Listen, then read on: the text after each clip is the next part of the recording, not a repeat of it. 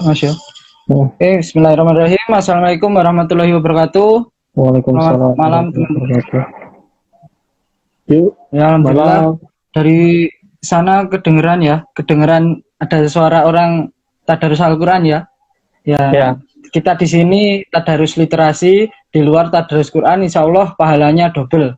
Seperti saya kemarin hmm, sudah saya sampaikan pahalanya double. Kita mendengarkan orang yang membaca Al-Quran mendapat pahala dan kita sekaligus diskusi di sini kita mendapatkan ilmu.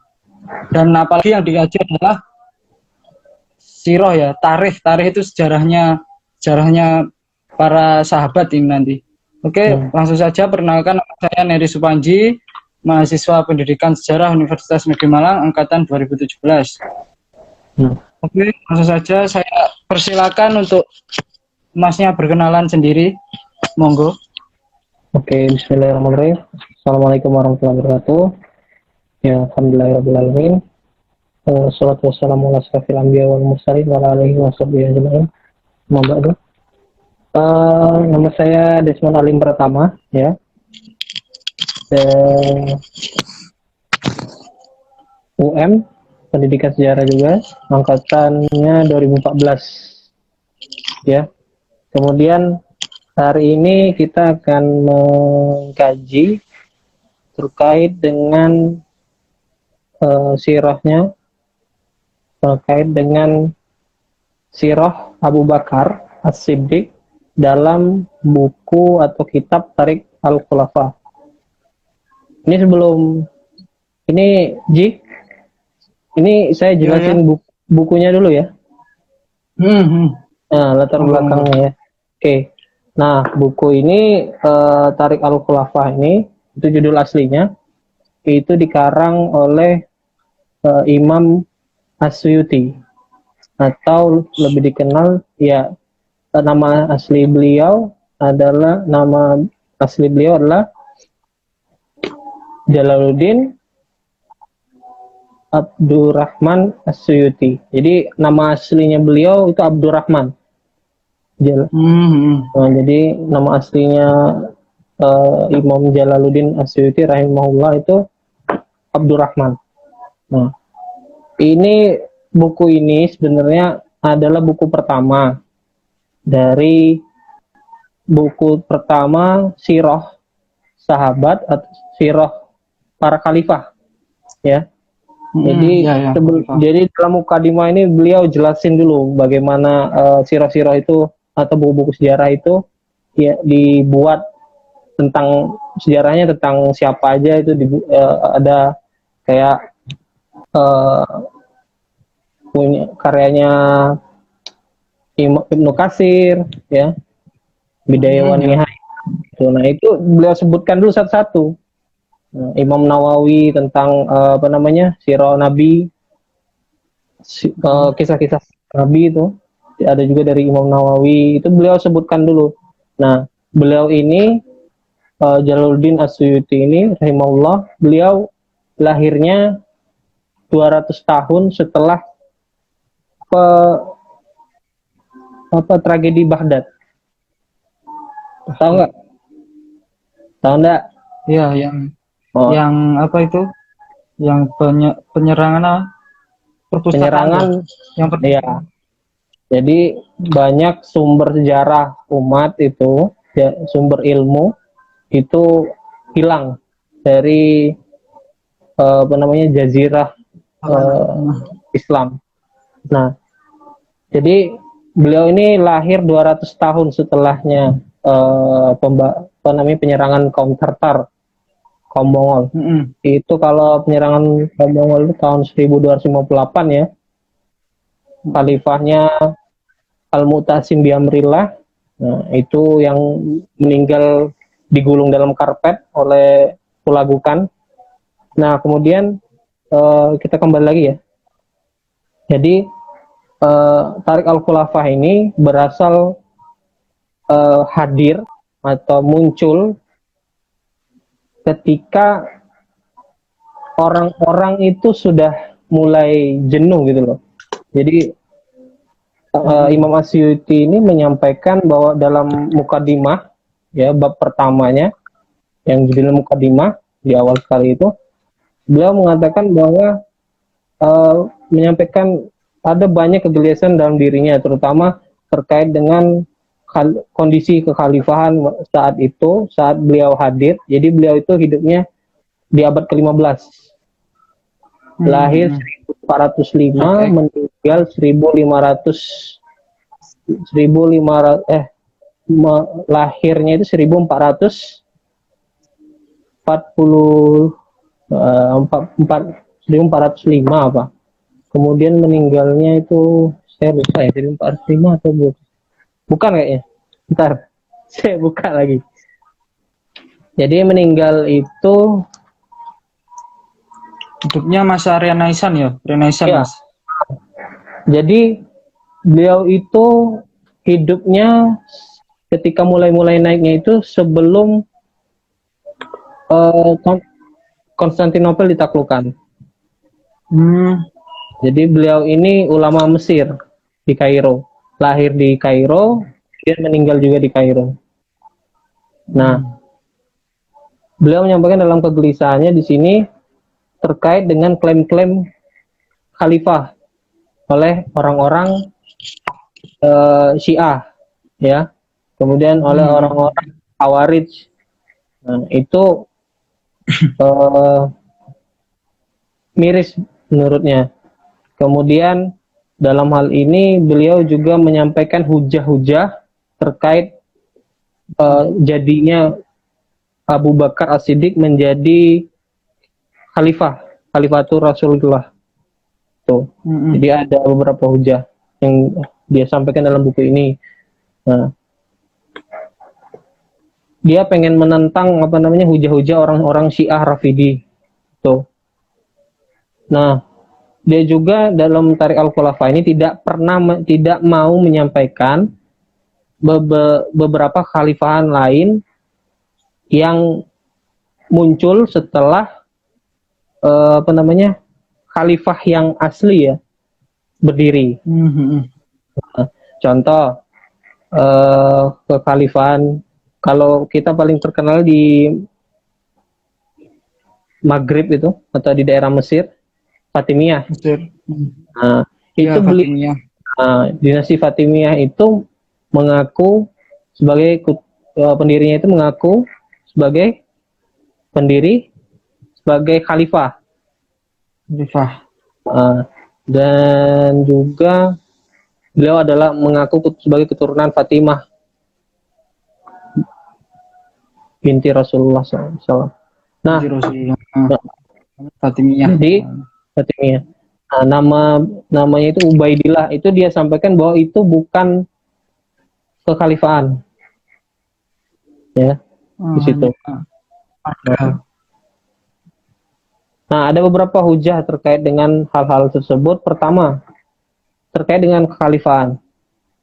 Jadi syarat-syarat tokoh yang dimasukkan di dalam buku ini, diantaranya adalah pertama, khalifah yang dimasukkan dalam Tarik Al-Khulafa ini adalah para keturunan Quraisy. Jadi ini di sini beliau sampaikan itu ya, hujah-hujahnya bagaimana kaum Quraisy itu adalah sebagai pewaris tahta kepemimpinan dari Rasulullah SAW. Kemudian kedua itu terkait dengan akhlak, ya. Jadi karena ada beberapa hal kayak yang dinasti Fatimiyah itu menyampaikan bahwa dia adalah khalifah. Nah, padahal di sini orang-orang Fatimiyah itu kebanyakan adalah orang-orang zindik, ya. Jadi khalifahnya itu adalah orang-orang zindik yang menyimpang dari agama Islam, kemudian bahkan banyak hal terkait dengan mencaci para nabi loh, ya. Ada yang menghalalkan minuman keras, kemudian bahkan sampai ada yang memerintahkan orang-orang untuk mencium berlutut, mencium kaki pada khalifah. Itu dan lain sebagainya. Oke, pertama saya jelasin dulu itu bukunya ya. Kemudian di buku ini spesialnya yang tidak ada dari buku yang lain. Buku ini pertama sumber primer sebenarnya. Oh ya. Sumber primer terkait dengan sejarah-sejarah kekhilafan. Itu. Dari kumpulan dokumen langsung berarti Mas. Iya. Jadi bahkan beliau ini menyampaikan sampai khalifah ketika beliau masih hidup gitu loh. Jadi sumber primernya ya ini sumber primer gitu loh. Jadi beliau untuk yang apa namanya khalifah awal itu beliau sampaikan dari kitab-kitab ulama-ulama terkemuka. Nah, untuk sejarah ya, sejarah Islam perlu kita garis bawahi. Jadi di buku ini kalau sejarah Islam, orang yang benar-benar mempelajari sejarah Islam, maka dia akan ya modelnya kayak sama belajar ilmu hadis. Paham nggak? Jadi ya paham. Banyak kayak perbedaan ilmu hadis sama ilmu sejarah atau ilmu tarikh Islam, ilmu sejarah Islam itu cuma satu. Kalau hadis itu mereka memilah bagaimana menemukan hadis-hadis yang sahih, yang terpercaya, yang hasan dan lain sebagainya. Dia memilah mana yang doif, mana yang hasan, mana yang sahih. Nah, kalau di sejarah Islam ini, jadi seluruh rangkaian hadis yang pernah disampaikan, mau itu doif, mau itu palsu, segala macam, itu disampaikan semua, Dik. Di dalam buku itu ya Mas ya? Buku ini disampaikan, cuman ada catatan di bawahnya. Jadi dari, ini contoh ya, salah satunya, tak bacakan. Mana ya, ini tadi. Nah, ini ya. Imam Bukhari dalam buku tarikhnya menyatakan, diriwayatkan dari Ibnu Jamhan dari Safinah bahwa Rasulullah berkata mengenai Abu Bakar, Umar dan Utsman. Yang artinya mereka adalah para khalifah setelah aku. Nah, di sini Imam Al-Bukhari menyatakan hadis ini tidak bisa diikuti. Karena Umar, Ali dan Utsman mengatakan bahwa Rasulullah tidak menentukan penggantinya setelah wafatnya. Ya. Iya, Nah, ini disampaikan dalam Tarik Al-Khulafa. Jadi ini kaidah sejarah gitu loh, sejarah Islam. Betul. Jadi ini dipakai untuk perbandingan. Ya. Tuh. Banyak, jadi beberapa ini saya baca. Jadi buku Tarik Al-Khulafa ini rata-rata isinya kalau kita baca yang tentang Umar itu banyak riwayat tentang Abu Bakar, tentang pokoknya seluruh kekhalifahan yang di sini itu tentang riwayat sebagian besar. Dari Imam An-Nawawi, bahwa misalnya dari ini ya, Mas bacakan. Abdullah bin Ahmad ini berkata, telah berkata kepada kami. Jadi banyak berkata, kemudian berkata lagi, kemudian berkata lagi. Paham nggak? Ya. Banyak anunya berarti Mas ya, kayak iya. Beda sama buku-buku sejarah yang umum kita tahu kan. Ya lebih ke kayak nggak ada kayak apa ya? Bisa monolog dan dialognya gitu. Ya. Kayak menarasikan apa tulisan itu kurang. Jadi sebagian besar riwayat. Jadi kalau awal-awal saya baca ini pusing. Jadi begini. Jadi bahkan sempat pernah itu mau baca cepat, ya udah baca aja dari apa namanya terkait dengan kalimat yang disampaikan. Nggak usah dibaca lagi yang ini contoh Abdullah bin Ahmad berkata, telah berkata kepada kami Muhammad bin Abi Bakar Al-Maghdisi. Nah, itu dilewatin. Kalau mau baca cepatnya. Ya. Tuh. Oke. Oh ya, bukunya, kita kembali bukunya lagi. Bisa tunjukin? Bukunya ini. Ini enggak? Ini ya. Bukunya. Bisa dibeli di mana Mas bukunya? Oh, kalau saya kemarin waktu itu di Gramedia, cuman kayaknya nggak ada lagi sekarang. Harganya? Mungkin teman-teman mau. Waktu itu saya belinya di Gramedia di Palembang. Waktu sebelum berangkat ke Malang gitu, kalau nggak salah. Udah lama buku ini di tangan. Waktu itu Kapan ya? 95.000. Terakhir saya lihat itu ada di IBF. Waktu jaga start. Oh, Itu ada di IBF dulu. Di Malang ya. oke. Ini terbitan Pustaka Guys, Al-Kausar kalau mau ada. Hmm. online biasanya ada Ya, yang banyak. mau nggak ribet silakan online nanti. Ya. Yang tertarik dengan buku itu, Hmm.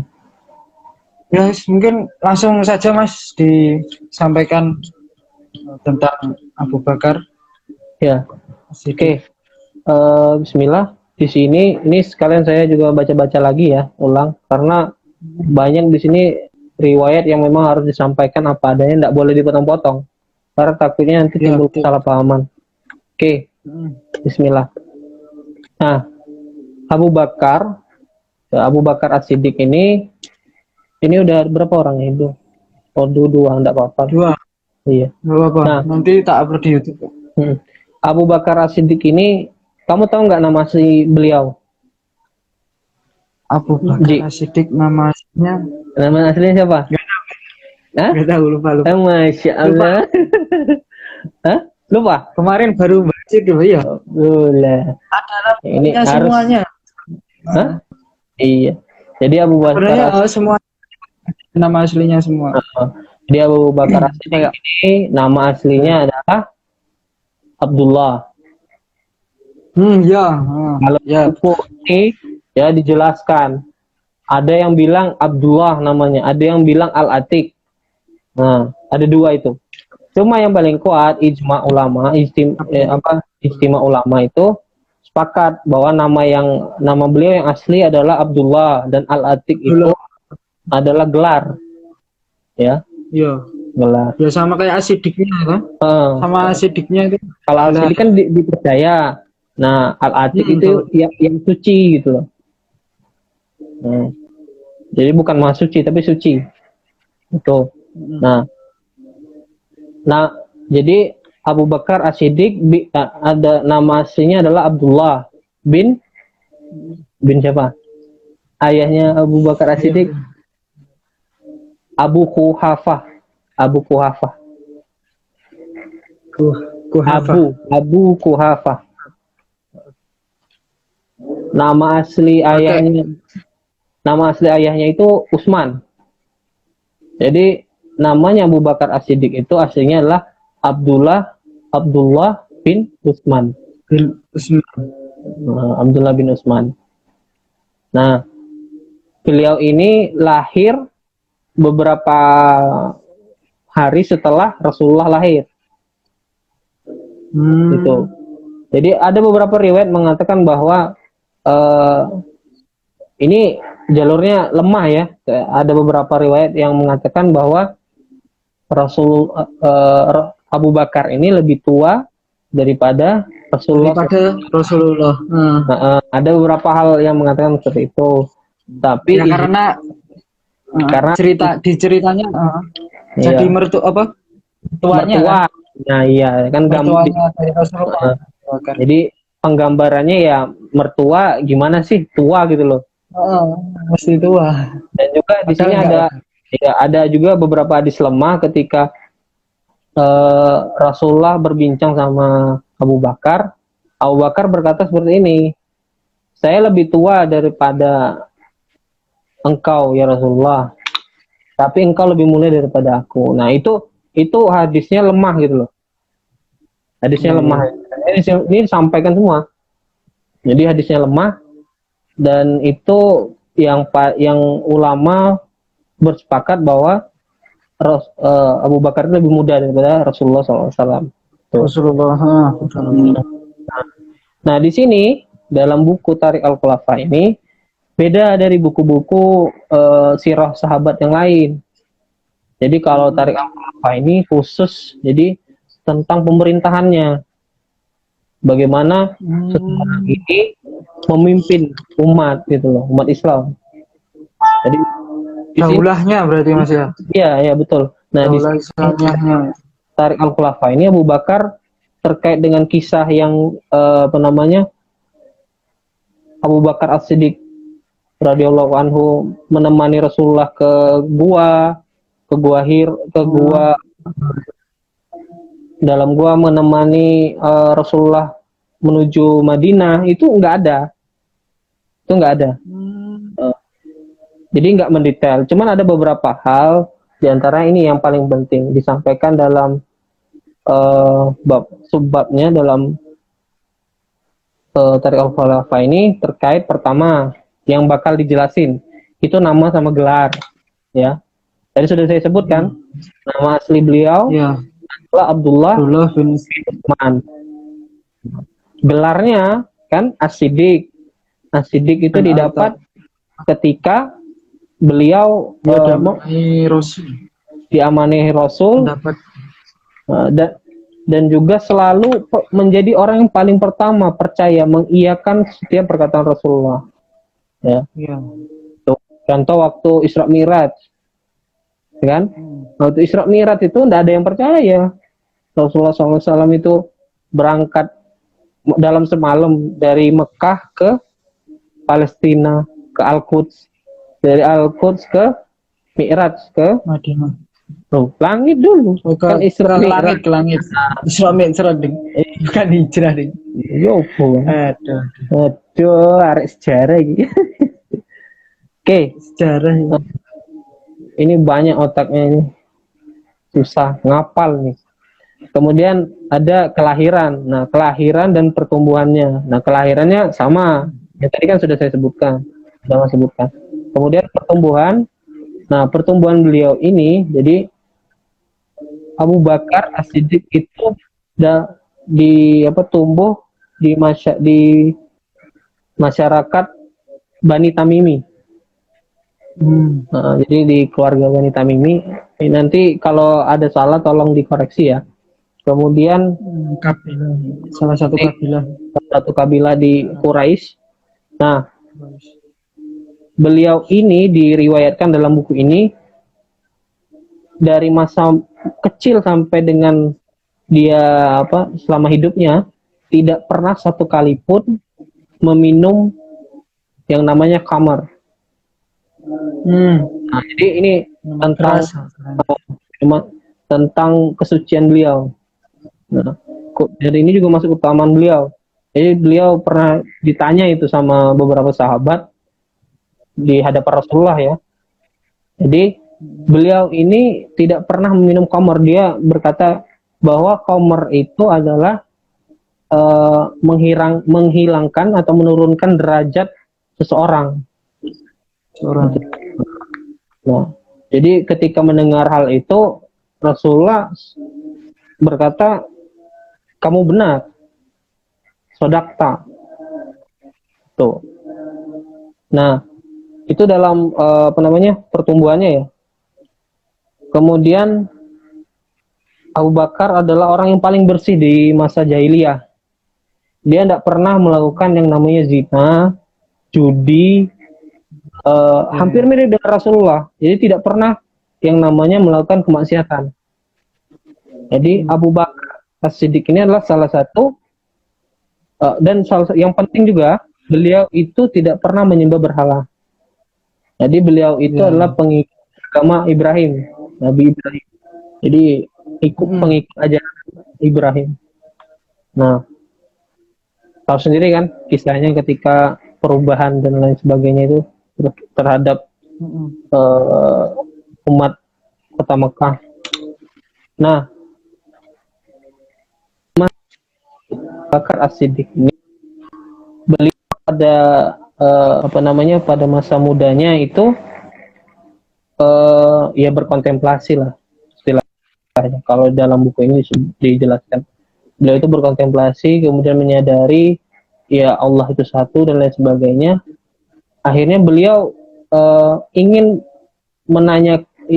memiliki kegusaran dalam hati, hingga pada akhirnya beliau mendatangi langsung Warakah bin Nawfal. Di dalam kitab ini seperti itu, ya, mendatangi Warakah bin Nawfal, kemudian dijelaskan karena dia pernah mendengar kedatangan seorang nabi gitu loh, nabi terakhir.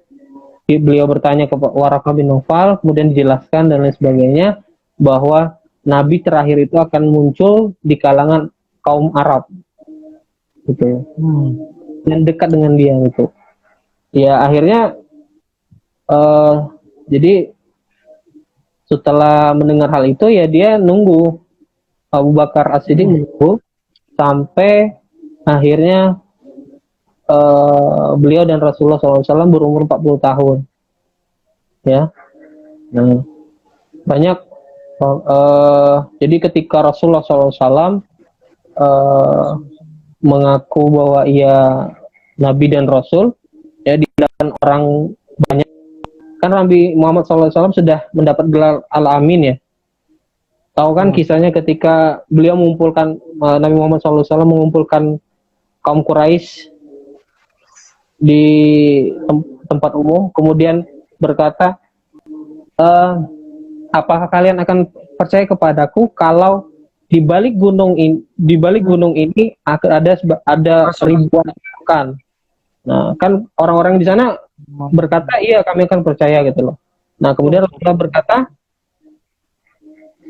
aku adalah nabi utusan dari Allah Subhanahu wa taala. Nah, di situ yang lain banyak bilang anta kadzab.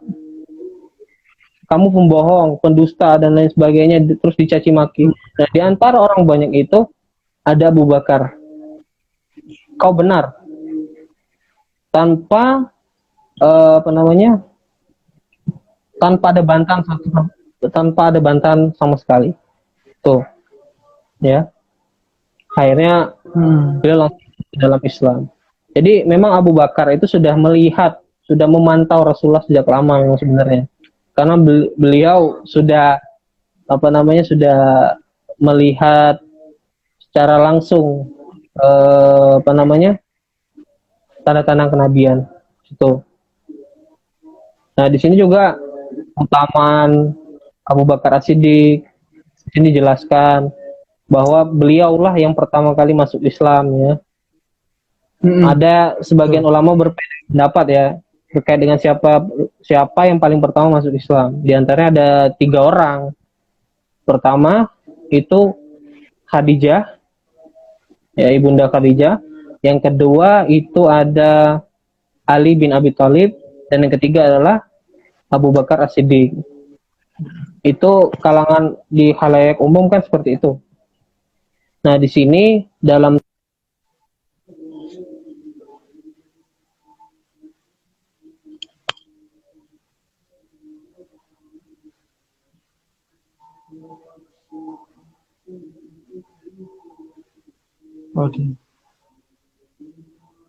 dalam Tarikh Al-Khulafa ini terkait dengan masuk Islam, orang-orang yang masuk Islam pertama itu adalah Abu Bakar dari golongan tua, Ali bin Abi Thalib yaitu dari golongan anak-anak, kemudian Khadijah dari golongan perempuan. Nah, itu diriwayatkan oleh Imam Abu Hanifah. Itu jalan tengahnya beliau. Tuh. Jadi Abu Bakar As-Siddiq ini sudah banyak melewati halangan dan rintangan. Jadi beliau ini tidak pernah lepas dari Rasulullah SAW, selalu membarengi dari mulai turunnya wahyu ya, sampai dengan akhirnya meninggal. Itu. Jadi selalu dekat dengan Rasulullah SAW. Nah, keutamaan beliau juga, beliau ini karena orang paling dekat dengan Rasulullah, jadi sebenarnya banyak hadis yang bisa diriwayatkan dari Abu Bakar As-Siddiq ya. Cuma karena hidup beliau setelah Rasulullah, jadi hadis ini kan dikumpulkan itu setelah Rasulullah wafat. Paham nggak? Ya kan? Nah, ya, jadi setelah Rasulullah wafat 2 tahun kemudian, itu 2 tahun 6 bulan kemudian atau 7 bulan itu lanjut menyusul Abu Bakar. Jadi beberapa ulama mengatakan di sini dalam Tarikh Al-Khulafa ini, apabila Abu Bakar hidup lebih lama sedikit, maka hadis-hadis yang akan diriwayatkan dari jalur Abu Bakar akan lebih banyak daripada sahabat-sahabat yang lain. Hmm. Selama ini kan kita paling banyak dengarnya Abu Hurairah, kemudian dari Aisyah, Oh, kemudian dari siapa lagi? Ada dari Umar, itu lebih banyak. benar. Dari Utsman, dari Ali lebih banyak lagi. Dari Fatimah. Nah, itu lebih banyak. Kenapa? Karena hidup mereka lebih lama daripada Abu Bakar As-Siddiq. Jadi Abu Bakar As-Siddiq itu meninggalnya hari Selasa, malam malam Selasa. Jadi beliau itu pengennya meninggal hari Senin seperti Rasulullah meninggal.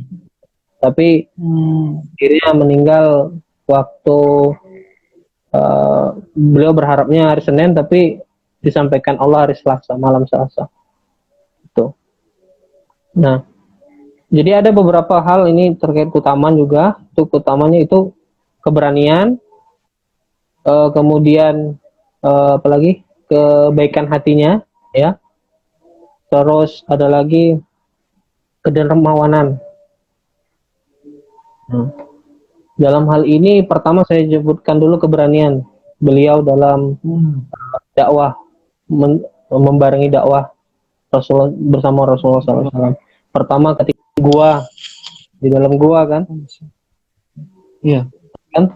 Nah, di dalam gua ketika bersembunyi antara Mekah dan Madinah, beliau bersembunyi dalam gua bersama dengan Abu Bakar bersama dengan Rasulullah SAW. Di situ kan sampai tidak mau membangunkan Rasulullah, padahal di situ ada ular, ada apa namanya, ada hewan beracun gitu loh. Nah, akhirnya menyentuh kaki, apa namanya, menyengat kaki, ya kan?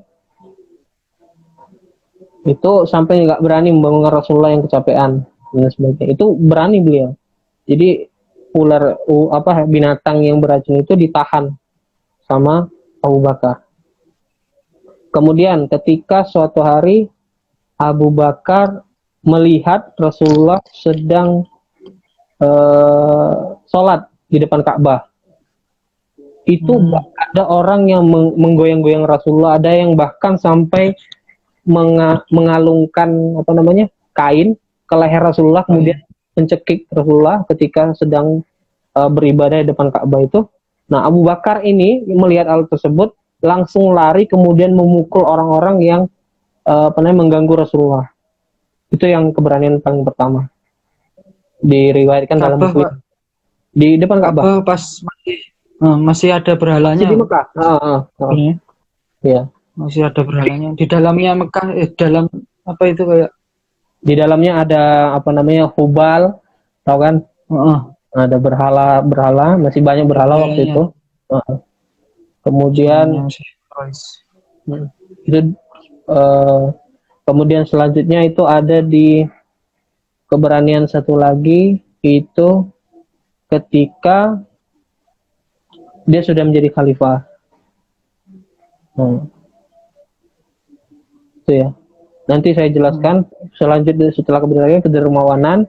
Ketika perang Badar kan diriwayatkan bahwa beberapa sahabat kan berfastabiqul khairat, berlomba-lomba dalam kebaikan dengan cara menyumbangkan hartanya untuk modal dalam perang Badar. Nah, waktu itu kan Utsman menyerahkan ratusan unta dan kuda kepada Rasulullah SAW. Kemudian Umar yang memberikan setengah hartanya kan. Nah, kemudian yang terakhir Abu Bakar. Nah, Abu Bakar ini meskipun hartanya tidak seberapa, tapi ia serahkan semuanya kepada Rasulullah SAW untuk biaya perang. Nah, di situ mulainya perlombaan antara Umar dan Abu Bakar As-Siddiq dalam berbuat kebaikan. Itu mulanya ya. Kemudian kepandaian dan kecerdasan Abu Bakar As-Siddiq. Jadi ketika kenal itunya. Ketika apa namanya, ketika Rasulullah mengutus Amr bin Al-As untuk berperang, ya. Jadi di suatu daerah disuruhlah ikut Abu Bakar dan Umar ini ke di dalam panji perangnya Amr bin Al-As waktu itu. Menjadi dalam beliau adalah panglima, jadi posisi waktu itu dingin, ya. Posisi waktu itu dingin dan ia nggak mau Amr bin Al-As itu waktu sholat tiba kan, Amr bin Al-As itu dia nggak mau wudhu gitu loh, ngambil air. Paham nggak? Dia nggak mau wudhu tapi maunya tayamum, padahal di sekitar itu kan banyak air. Nah, banyak air ya. Jadi marahlah Umar yang ngelihat hal itu kan. Kemudian Abu Bakar ini yang menjelaskan secara pelan kepada Umar bin Khattab ini. Jadi beliau menyampaikan terkait dengan kondisi saat itu lagi perang, kemudian kondisi juga sedang dingin. Jadi beliau jangan takutnya pasukan-pasukan itu melihat pemimpin yang ambil wudhu dan sebagainya kan diikuti kan. Nah, karena serangan dingin gitu loh. Kalau bahasa keren hipotermia. Takutnya kena hipotermia. Tuh. Nah, di sini juga banyak dijelaskan tentang bagaimana Abu Bakar meriwayatkan hadis itu. Kalau dalam Tarik Al-Khulafa ini disebutkan 104 hadis. Hanya 104 hadis. Hanya ya. Aslinya lebih banyak lagi. 104. Hadis arba'in aja itu hafal. Ya. Jadi maksudnya di sini Imam Jalaluddin As-Suyuti ini menyampaikan dalam Tarik Al-Khulafa bahwa hadis yang diriwayatkan itu ada 104. Tapi menurut beliau itu masih banyak lagi hadisnya seharusnya. Ya. Nah, bahkan di sini ada beberapa ayat Al-Quran yang turun karena Abu Bakar As-Siddiq. Di antaranya seperti surat At-Taubah ayat 40.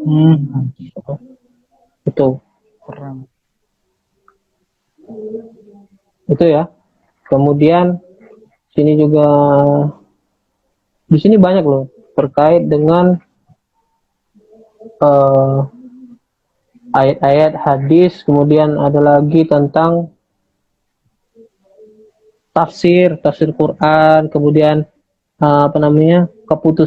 kebijakan-kebijakan yang diambil oleh oleh Abu Bakar As-Siddiq. Jadi karena Abu Bakar itu kalau menghukumi sesuatu itu pertama dari Al-Quran dulu. Kalau nggak ada Al-Quran, beliau langsung ke Nabi ya. Langsung ke Nabi. Nah, semisal ketika Nabi sudah tidak ada, beliau ketika Nabi SAW sudah meninggal, beliau langsung bertanya kepada para sahabat-sahabat apakah ada. Jadi dia ketika memutuskan sesuatu itu, kalau nggak ada di Al-Quran, dia langsung, posisinya waktu itu belum ada kitab hadis ya kayak sekarang. Jadi, beliau bertanya kepada sahabat-sahabat Rasulullah, dikumpulkan.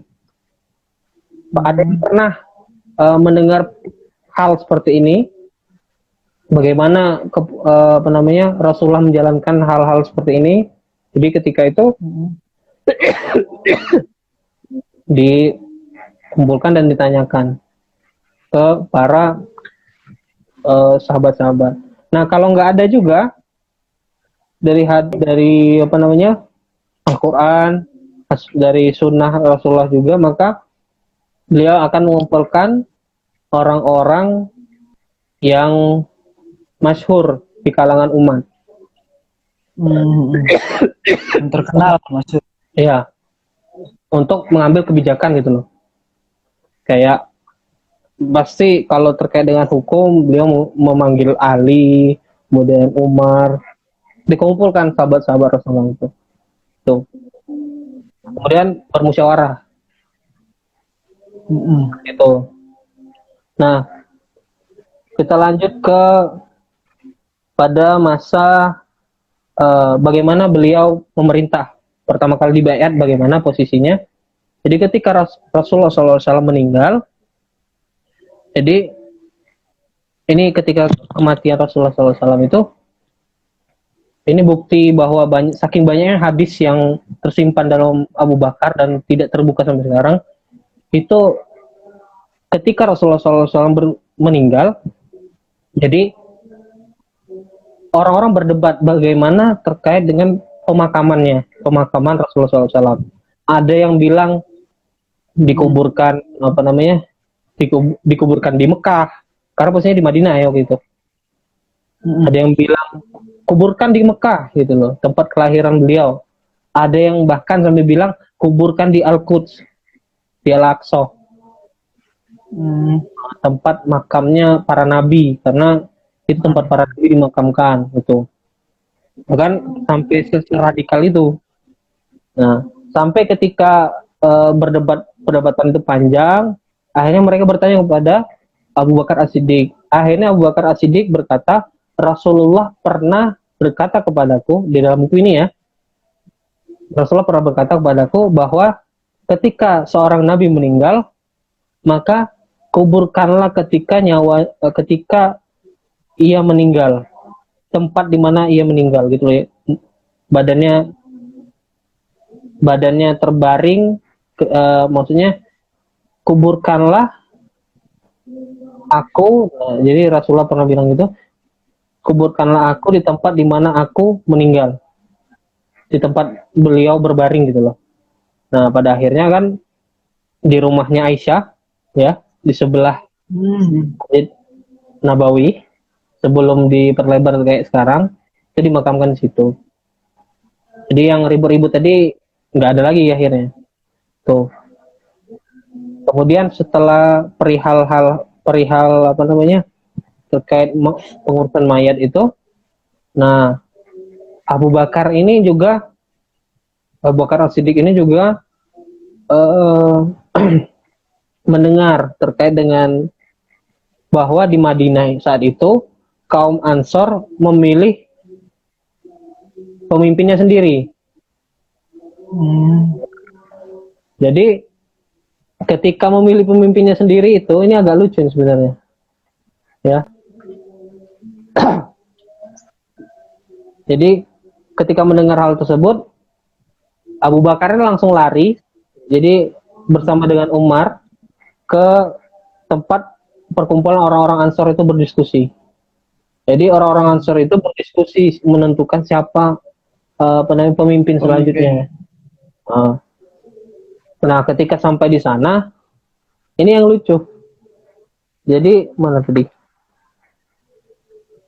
Jadi orang-orang Ansor itu kan sibuk memilih pemimpin di antara mereka sendiri. Nah, orang-orang Ansor, jadi karena saking bingungnya, Abu Bakar itu bertanya, apa yang kalian lakukan?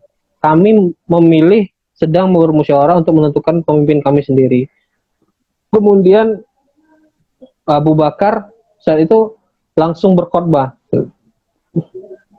Masuk dalam buku ini langsung berkhotbah. Sesungguhnya kaum Ansor itu adalah penolong bagi kaum Muhajirin, ya. Tetapi kaum Muhajirin yang Quraisy itu, Nabi Muhammad itu adalah golongan dari kaum Quraisy, ya, dari kaum Muhajirin. Maka sesungguhnya pemimpin itu haruslah dari kaum Muhajirin. Nah, di sini karena belum banyak konflik kan, akhirnya banyak yang sepakat gitu loh. Kemudian Abu Bakar mengangkat tangan dari orang yang dibawanya. Abu Bakar ya ini, yaitu Umar dan juga Abu Ubaidah. Nah, jadi beliau berkata bahwa baiatlah kedua orang ini karena dua orang ini adalah orang-orang yang terbaik. Rasulullah. Nah, ketika mendengar hal itu Umar marah gitu loh. Kemudian, wahai Umar, jangan persulit aku dengan hal-hal seperti ini. Kemudian Umar angkat tangannya Abu Bakar. Nah, terus langsung baiat gitu loh. Umar itu langsung membaiat Abu Bakar. Jadi nggak lagi apa namanya, nggak lagi ngomong-ngomong lagi, langsung baiat. Umar itu langsung membaiat Abu Bakar, kemudian diikuti oleh orang-orang di sekitarnya. Itu kalau di sirah itu masuk baiat yang keberapa Mas? Baiat Aqobah yang keberapa? Bukan, ini yang setelahnya Rasulullah meninggal. Rasulullah. Penentuan khalifah. Tahu nggak? Oh berarti kan dulu kan juga di sebelum Rasulullah wafat kan juga ada baiat kan? Ada dua kali. Aqobah pertama, ada yang kedua kan. Nah itu berarti itu tetap maksudnya tetap sama sahabat itu tetap apa ya? Istilahnya tetap dilestarikan atau apa ya? Istilahnya kayak dijaga gitu loh. Iya, karena itu baiat itu, ini rukun baiat ya. Ini masuk arkanul baiat lagi nih nanti. Jadi saya juga agak bingung menjelaskan yang itu. Cuman jadi terkait dengan kepemimpinan harus ada yang namanya baiat. Sumpah setia lah baiat, istilahnya. Apa ini siapa? Baiat adalah Aqobah beda. Iya beda. Iya beda. Maksudnya aku kayak korelasinya itu. Jadinya, oh iya, maksudnya Neri ini apakah baiat itu syariat, ya kan? Atau ya. budaya gitu loh kan? Nah itu apa namanya syariat maksudnya. Jadi baiat ini syariat dalam menentukan pemimpin. Jadi ikrar, janji setia gitulah. Kalau masuk apa organisasi, tahu kan? Di HMJ gimana? Ada janji sumpah. Kemudian kalau siswa ada janji siswa. Nah itu mirip-mirip lah sama baiat gitu. Nah setelah di baiat tadi Abu Bakar ini setelah di baiat, padahal Abu Bakar ini ikut membantu pengurusan jenazah ya awalnya. Kemudian ditarik sama Umar keluar. Umar sama Abu Ubaidah ditarik keluar menuju ke kaum Ansor. Akhirnya dibaiat sisinya. Nah, setelah beliau dibaiat tadi, beberapa hari kemudian beliau ini berkonsultasi sama Umar. Setelah menjadi khalifah, beliau Abu Bakar ini berkonsultasi sama Umar bahwa bagaimana sih saya menghidupi diri saya dan keluarga saya gitu loh. Padahal sebelum menjadi khalifah, beliau ini punya penghasilan tetap. Tapi ketika mengurusi urusannya orang-orang Muslim ini, kan terbengkalai usahanya Iya. Abu Bakar. Nah, kemudian berkonsultasi sama Umar.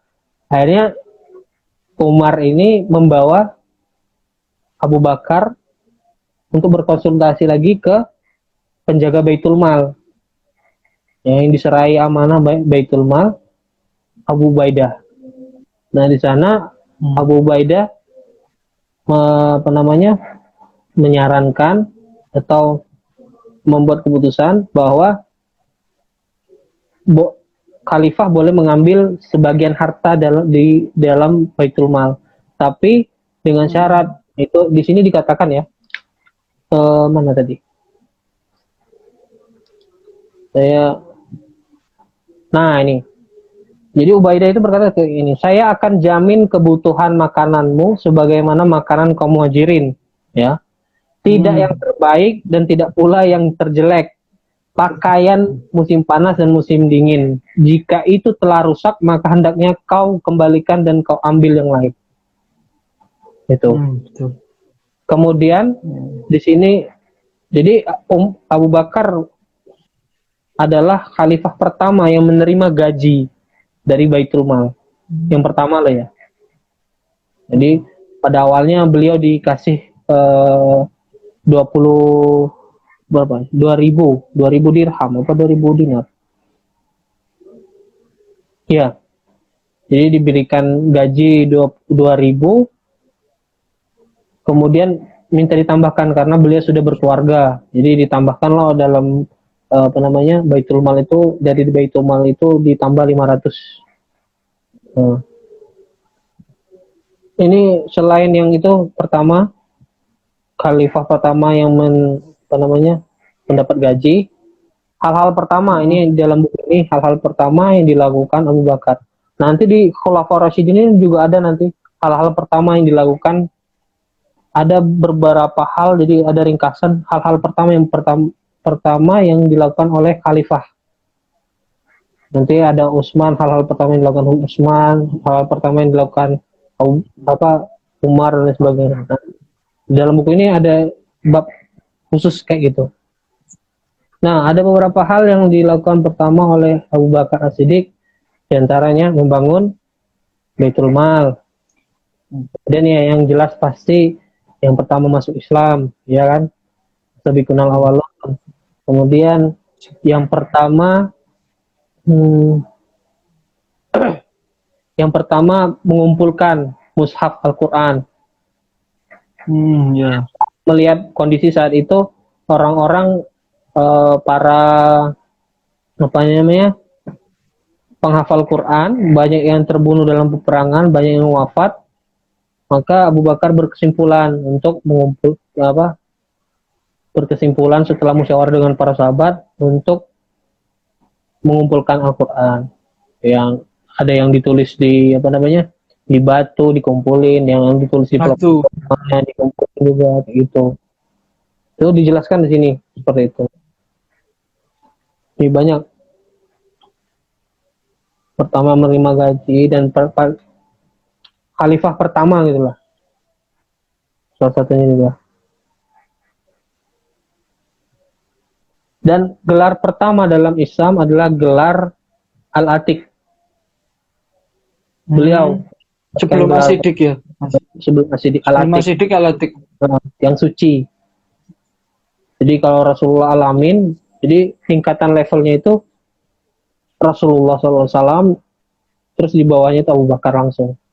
Kalau apa namanya kebersihan diri, kemudian kebersihan jiwanya, seperti itu. Nah,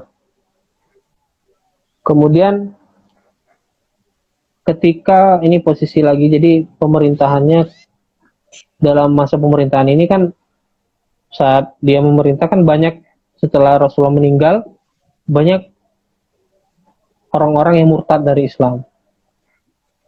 Sebelum orang-orang murtad itu juga ada yang sebelum murtad itu mereka tidak mau membayar zakat. Nah, di sini jelasin secara gamblang gitu loh. Ada banyak versi di sini. Jadi dijelasin semua sama Imam Asyuyuti ini dalam buku ini.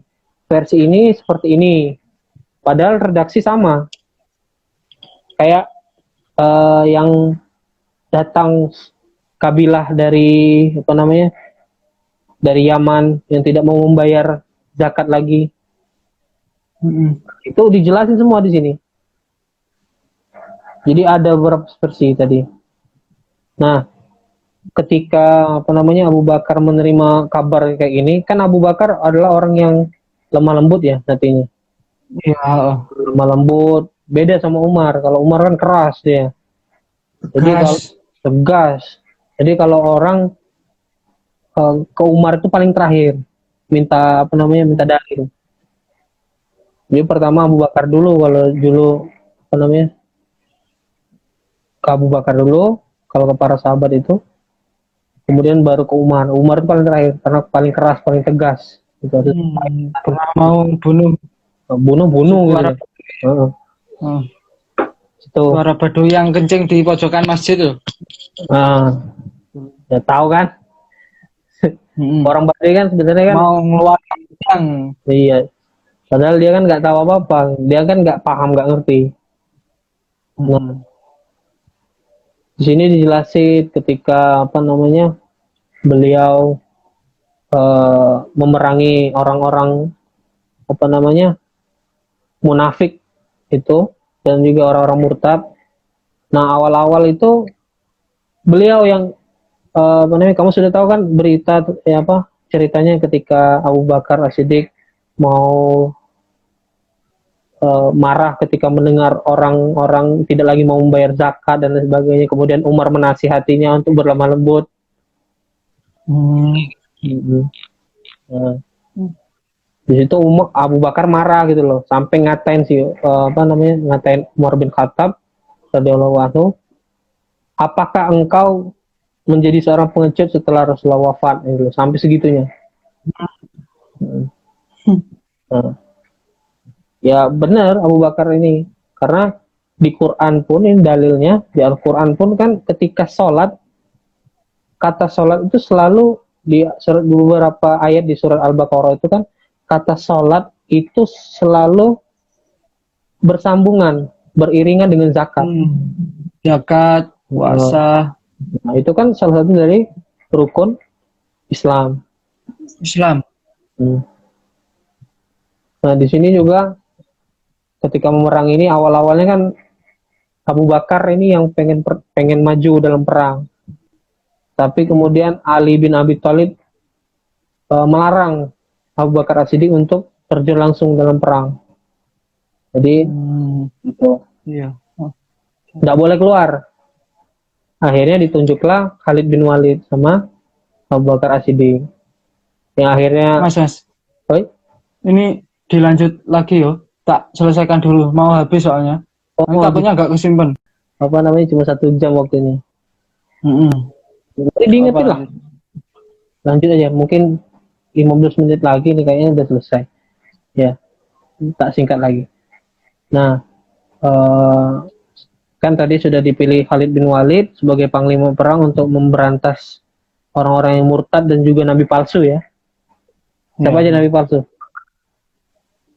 Abu siapa? Abu siapa ya? Abu janda. Jadi yang paling terkenal itu yang sebenarnya ada 4 ya. 1 perempuan yang nabi palsu itu, 1 lagi dari Yaman, dan ini 2 yang paling terkenal, Tulaihah sama Musailamah. Bagus Nasir. Musailamah Al-Kadzab gelarnya. Nah, jadi pemberantasan pertama itu ke Tulaihah dulu. Jadi ketika Tulaihah diberantas, jadi Tulaihah ini ternyata enggak sekeras kepalanya Musailamah. Jadi setelah kalah Tulaihah ini, beliau langsung tobat. Wallahu alam tobatnya itu beneran apa enggak, wallahu alam kita enggak tahu. Cuma dalam riwayat di sini kan beberapa riwayat menyatakan tobat. Kemudian Musailamah yang tragis, yang akhirnya mati ditombak oleh, dalam sini dijelaskan bahwa yang menombak Musailamah Al-Kadzab itu adalah, tahu nggak siapa? Nasir tahu nggak? Ayo Nasir. Nasir. Aku baru kenalan sama Musailamah. Oh, Musailamah. Lama ini, nggak tahu. Wah. Nggak tahu. Jadi yang menombak, yang membunuh atau mengeksekusi, ketawa lagi. Iya. Yang membunuh Musailamah Al-Kadzab ini adalah orang yang dahulu membunuh atau menombak Hamzah bin Abdul Muthalib, pamannya Rasulullah. Jadi yang membunuh Musailamah Al-Kadzab dulu pernah membunuh Hamzah bin Abdul Muthalib, pamannya Rasulullah. Tahu siapa? Wahsy namanya. Seorang budak hitam, temennya, kalau di film Umar itu temennya Bilal. Temennya Bilal, Wahsy. Ya. Nah, jadi Wahsy ini di dalam sini juga disebutkan adalah orang yang membunuh orang terbaik dan membunuh orang paling buruk di muka bumi. disebutkan dalam Tarik al-Khulafain seperti itu. Nah, itu setelah selesai beberapa kemenangan hadir dalam masih betul. Nah, dalam khulafah ini iya ada yang nyimak.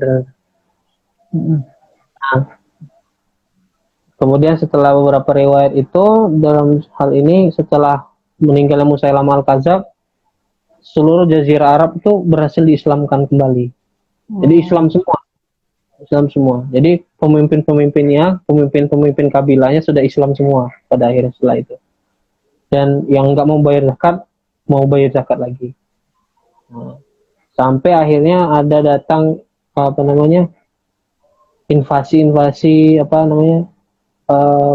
provokasi dari Kaisar Persia, Kaisar Romawi.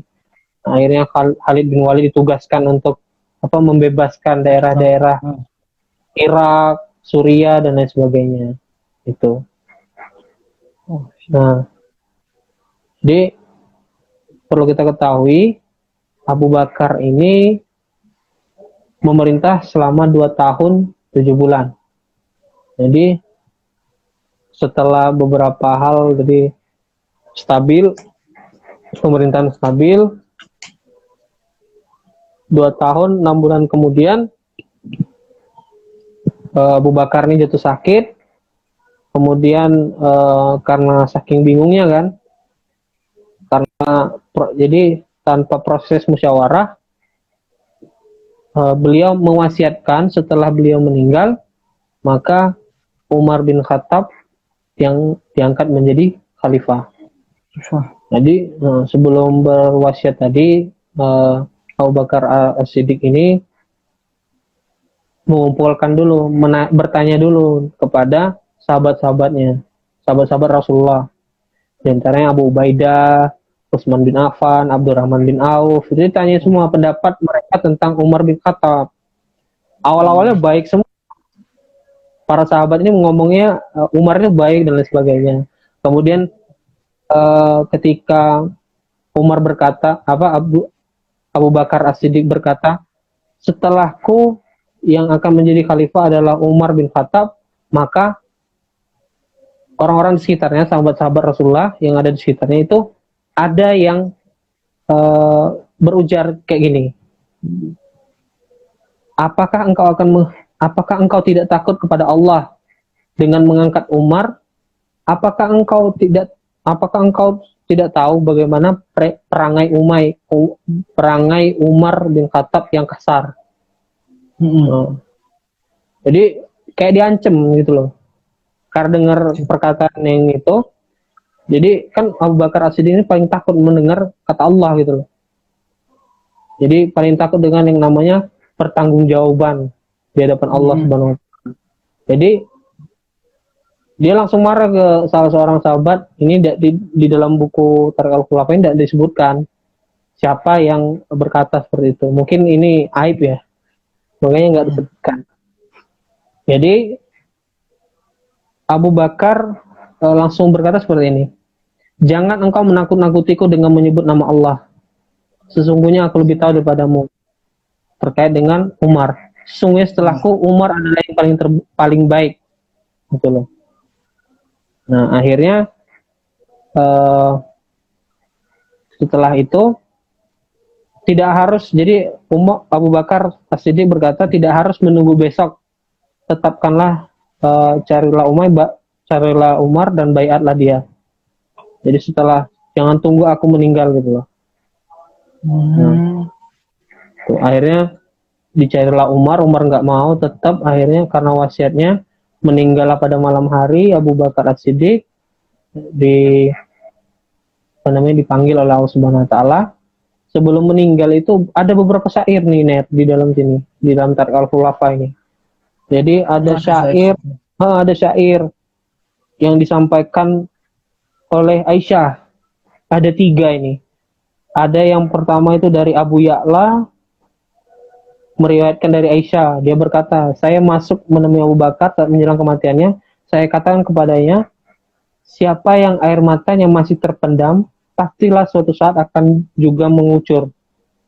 Nah, kemudian Abu Bakar radhiyallahu anhu berkata, janganlah engkau katakan itu, tapi katakanlah. Nah, Abu Bakar ini membacakan salah satu surah dalam Al-Quran, salah satu ayat dalam Al-Quran, yaitu surah Qaf ayat ke-19, yang artinya, dan datanglah sakaratul maut yang dengan sebenar-benarnya, itulah yang kamu selalu lari daripadanya. Itu. Kemudian dia berkata, pada hari Rasulullah meninggal dunia, saya katakan padanya, ini Aisyah langsung berkata kepada Abu Bakar pada hari Senin. Nah, dan Bakar berkata, semoga saya meninggal antara saat ini hingga malam nanti. Dan pada saat itu, ternyata Allah, qadarullah, menetapkan Abu Bakar As-Siddiq meninggal pada malam Selasa. Dan disemayamkan sebelum subuh. Nah, ini ada lagi syair lagi. Ini dengan orang berbeda yang meriwayatkan ya. Abdullah bin Ahmad dalam kitabnya Zawaid Az-Zuhud dalam buku ini. Setiap pemilik unta akan mengambilnya dan setiap pemilik rampasan akan dirampas.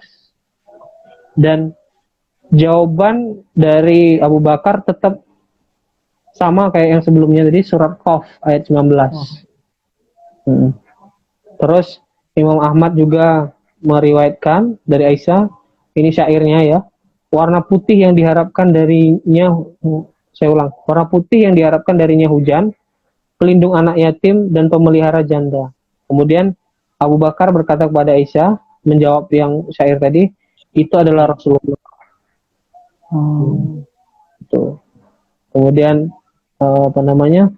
langsung berwasiat kepada Aisyah, segala hal yang diberikan Umar kepada Abu Bakar setelah Abu Bakar As-Siddiq meninggal untuk dikembalikan kepada Umar.